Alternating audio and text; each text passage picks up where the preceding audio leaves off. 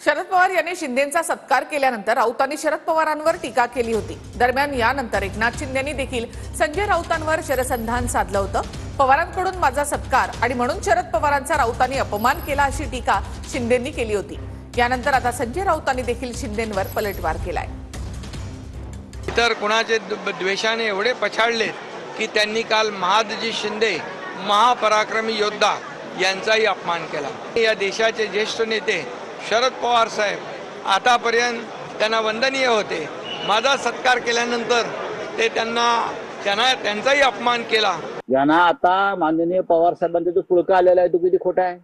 अमित शहा महाराष्ट्रामध्ये येतात आणि शरद पवारांवरती अद्वा बोलतात। पवार साहेबांनी शरद पवारांनी महाराष्ट्रासाठी काय केलं, पवार साहेबांनी सहकार क्षेत्राचा बट्टाबोळ केला। नरेंद्र मोदी पवार साहेबांना भटकती आत्मा म्हणतो, बरंच काय काय म्हणून जातो। तेव्हा यांच्या तोंडाची डबडी, तोंडाला काय बूच बसला होता का? तेव्हा हे सगळे बिळात का लपले होते शेपट्या घालून?